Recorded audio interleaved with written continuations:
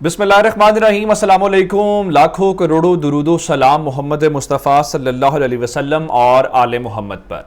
मैं हूं उमर दराज गोंदल और आप मेरा फेसबुक और यूट्यूब चैनल देख रहे हैं। पाकिस्तान में लोग गायब होते हैं और नामालूम अफराद आते हैं, वो लेके चले जाते हैं और बाद में पता नहीं चलता कि किसने उठाया। कोई कहता है मेरी कस्टडी में नहीं है, कोई कहता है मेरी कस्टडी में नहीं है। तो ये बातें मामूल में होती हैं, लेकिन कैमरों के सामने पुलिस की वर्दी में मलबूस अगर कोई किसी शख्स को गिरफ्तार किया जाए और गिरफ्तार करने के बाद यह कह दिया जाए कि वो हमारे पास नहीं है, तो ये पाकिस्तान के अंदर एक अनोखी मंतक है। अब 60 घंटे से ज्यादा का वक्त हो चुका है। इमरान रियाज साहब को मुसलसल अदालतों के अंदर पेश किया जा रहा है, कभी एक जगह से कभी दूसरी जगह पे मुंतकिल किया जा रहा है और उनको सोने भी नहीं दिया जा रहा। लेकिन अब सबसे बड़ी बात क्या है, अब सुबह सवेरे कोई 7-7:15 बजे के आसपास जो अटक की अदालत है उसने बरी किया और अटक की अदालत से वो निकले तो बाहर हथकड़ियां लेके पुलिस की गाड़ियां थी। आप फुटेज निकाल के देख सकते हैं कि वहां पे पुलिस की गाड़ियों के अंदर उनको बिठाया गया, पुलिस के एहलकारों ने उनको पकड़ा। लेकिन अब जब मुकदमा यहां पे चकवाल के अंदर हुआ है, एक तो बड़ी ताखीर के साथ उनको पेश किया गया। सबसे पहले कोशिश की गई कि उनको पेश ही ना किया जाए, लेकिन बाद में जब उनके वकील जो मियां अली आवान साहब हैं, उन्होंने इसके ऊपर जोर दिया और ये कहा कि नहीं, ये नहीं हो सकता कि मैं उनकी गैर मौजूदगी में दलाइल दूं, तो आप मेरे क्लाइंट को लेके आए, मौक्किल को लेके आए। तो उसके बाद जब मैजिस्ट्रेट साहब ने ये हुक्म दिया तो उनको अदालत के सामने पेश किया गया। अब जहां पे अब जिस बात के लिए हैरान कुन और परेशानी वाली बात थी कि चकवाल पुलिस ने अदालत के रूबरू आके जो सबसे बड़ा बयान दिया, वो सबसे बड़ा बयान ये था कि जनाब अली यासिर चकवाल साहब, यासिर बिलाल साहब के सामने जो मैजिस्ट्रेट चकवाल के हैं, उनके सामने पुलिस ने यह कहा कि इमरान रियाज हमारी कस्टडी में ही नहीं है। अब ये बात कहनी थी और ये जहां पे ये जो साहब आए हैं जिन्होंने ये बात की, ये SHO थाना सदर थे। चूंकि उनके खिलाफ जो मुकदमा है वो थाना सदर के अंदर है, जो FIR है। तो अब अदालत में जज साहब समेत यानी जो मैजिस्ट्रेट साहब हैं और जो सहाफी हमारे दोस्त वहां पे कवरेज के लिए गए हुए हैं, उनके साथ हैं सिद्दीक जान है और दीगर दोस्त हैं, वो सब हक्का बक्का हो गए कि आखिर ये कैसे हो सकता है। फिर मालूम ये हुआ थोड़ी ही देर के बाद जो पुलिस है, चकवाल पुलिस अपने बयान से मुकर गई। मुकर कैसे गई? उन्होंने कहा जी देखें, अब मुकदमा है थाना सदर के अंदर, FIR है उनके पास, तो इसका मतलब यह है कस्टडी भी उनके पास होनी चाहिए, रिकॉर्ड भी उनके पास होना चाहिए। फौरी तौर पे मैजिस्ट्रेट ने कहा रिकॉर्ड पेश करो, तो उन्होंने कहा ना मेरे पास वो कस्टडी में है, ना इमरान रियाज के मुतालिक मेरे पास कोई किसी किस्म का रिकॉर्ड है। जिसके बाद इन्होंने मुकर के ये बात में कहा जी वो तो जो थाना ढडियाल है उसके पास है। अच्छा, ये तारीख में मुनफरिद बात हुई है कि ये भी एक केस बनता है, यह भी केस बनता है कि एक शख्स के ऊपर कोई मुकदमा ही नहीं है और वहां की पुलिस ने उसको अरेस्ट कर लिया है, और जहां पे जिसके खिलाफ मुकदमा है वहां पे ऐसा उनको पेश नहीं किया गया। अब उसके बाद अब हैरान इस बात के ऊपर होंगे कि एक तो FIR लिखने वालों को अकल नहीं है, खुद लिखी हो तो समझ आती है। दूसरे नंबर के ऊपर ये जो पुलिस वाले, पंजाब पुलिस कुछ भी कर सकते हैं, ये इनका एक ही मकसद है अपने लोगों के ऊपर चढ़ाई करना, अपने लोगों को फतह करना, बाकी तो उनसे कोई चज का काम होता नहीं है। अब जरा बात सुने कि वो जो एक साहब हैं, एक SHO सदर ने SHO ढडियाल को इस मुकदमे का तफ्तीशी अफसर बना दिया। अब अभी तक उनको अदालत के अंदर पेश नहीं किया गया और इन साहब ने जो थाना सदर के SHO हैं, इन्होंने फरमाया जी थाना ढडियाल के SHO कल उनको पेश कर देंगे। पहली बात यह है कि वो आपकी कस्टडी में नहीं है, दूसरी बात यह है कि वो आपके अंडर नहीं है, तीसरी बात यह है कि आप उनके बिहाफ के ऊपर अदालत को कैसे कह सकते हैं कल वो पेश हो जाएंगे।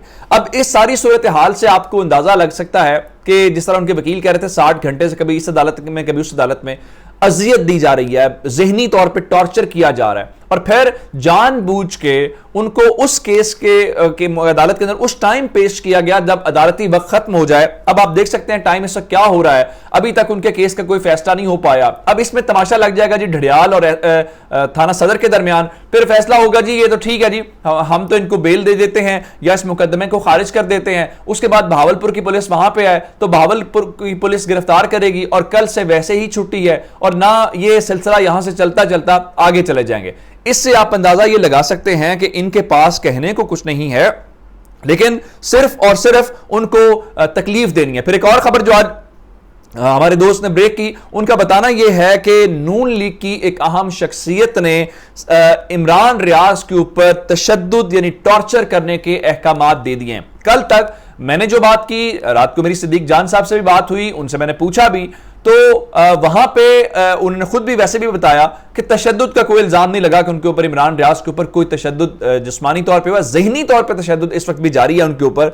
लेकिन अब अगर कोई नून लीग की शख्सियत हो सकती है तो कौन सी शख्सियत है जो तशद्दुद के हवाले से मारूफ है या मशहूर है, हम सब उनके बारे में जानते हैं। दूसरी जानिब सदर पाकिस्तान ने वजीर आजम को खत लिखा है और कहा है कि सहाफियों और मीडिया पर्सन्स को इस वक्त हरासा किया जा रहा है और उनके ऊपर मुसलसल तशद्दुद किया जा रहा है, और इस बढ़ते हुए रुझान के ऊपर उन्होंने गहरी तशवीश का इजहार किया है। उसमें अयाज अमीर साहब की उन्होंने बात की है, एंकर इमरान रियाज की बात की है, और हत्ता के जो बाकी सहाफी हुए, अजीजुल्लाह मेमन, नाज़िम जोखियो जो सिंध के अंदर जिनकी जान गई, उनकी बात हुई, मतीउल्लाह जान का नाम लिया, और असद तूर और अबसार आलम के हवाले से बात की। तो इसका मतलब यह है कि उन्होंने तो बिल्कुल एक आजादाना तौर पर बात की है, लेकिन यहां पर वो चीज नजर नहीं आ रही। अब आ जाते हैं इस बात के ऊपर कि खान साहब का और क्या जनरल बाजवा का राब्ता बहाल हो गया है।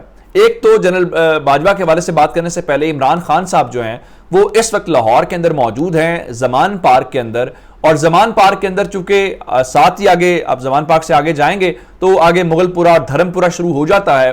तो आज वहां पे उनका जलसा है 7:30 बजे खान साहब का, PP 158 लगता है, जहां पे अलीम खान वाला हल्का ये सारे का सारा है।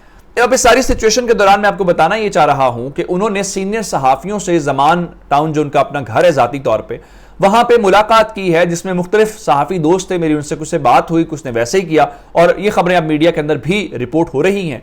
वहां पे उनसे एक सवाल पर्टिकुलर हुआ कि क्या आपने नंबर्स अनब्लॉक कर दिए हैं। आपको पता है नंबर्स अनब्लॉक करने का मतलब एस्टैब्लिशमेंट की बात करते हैं और खुद कहते हैं कि मैं नंबर्स ब्लॉक किए हुए थे। खान साहब ने आज ये बताया है कि नंबर्स अनब्लॉक हो चुके हैं। तो फिर उनसे पूछा गया कि नंबर्स अनब्लॉक हो गए हैं तो क्या बामी राब्ता भी बहाल हो गया है, जिस पे खान साहब ने यह कहा कि नंबर जरूर अनब्लॉक कर दिए गए हैं, लेकिन इस लम्हे तक आपस में कोई किसी किस्म की हेलो हाय नहीं हुई। उसके बाद एक और बात जो उन्होंने की वो मैं आपको बता देता हूं। उन्होंने कहा देखिए जी, हमारे दरवाजे हर किसी के लिए खुले हैं और पाकिस्तान तहरीक इंसाफ बातचीत के लिए मुकम्मल तौर पे तैयार है। अगर बातचीत के लिए मुकम्मल तौर पे तैयार है तो किस मामले के ऊपर है, यानी हुकूमत में आने के लिए, किसी और चीज के ऊपर।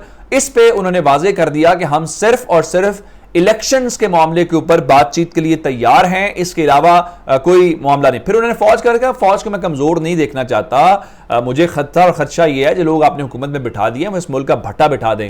उन्होंने कहा जो बॉर्डर के ऊपर लोग बैठे हुए हैं वो असल में मेरे बच्चों की तरह हैं, मुझे उनसे प्यार है। और फिर मैंने आपको चूंकि आज बताया था कि खान साहब के जो पायलट हैं उनको भी धमकियां दी जा रही हैं। अब से थोड़ी देर पहले स्टेट बैंक के जो कायम मकाम गवर्नर हैं उन्होंने प्रेस कॉन्फ्रेंस की और उसके अंदर एक तो शरह सूद को 15% 1.25% इजाफा कर दिया है, जिसका मतलब है मजीद महंगाई, जिसका मतलब है इन्वेस्टमेंट और कम, लोगों की जॉब्स और जाएंगी। तो अगले साल ग्रोथ रेट 3 से 4% के दरमियान रहेगी। आपको पता है खान साहब के दौर में आखिरी ग्रोथ रेट कितना था? 6%, 5.9 से ऊपर था, लेकिन वो कबूल नहीं था। अब 3.4, तो इसका मतलब है मैशत में इस्तेकाम आ गया। अब जरा मैं आपको वो सुनाना चाहता हूं कि तहरीक इंसाफ वाले कुछ नामालूम अफराद की या जो कॉल्स करने वाले लोग हैं अननोन नंबर से, उनकी कॉल्स रिकॉर्ड पे एक्सपोज करना शुरू हो गए हैं। फवाद चौधरी साहब ने बातचीत की है कुछ पोस्टों के ऊपर एक नामालूम कॉल के हवाले से उन्होंने सुनाया, जरा मैं चाहता हूं कि आप भी वो सुने।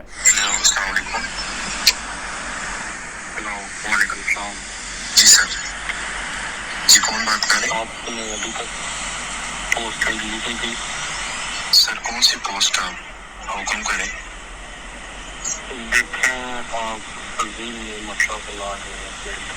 सर आप बताएं, आप हुक्म करें कौन सी पोस्ट हम डिलीट करें आपको?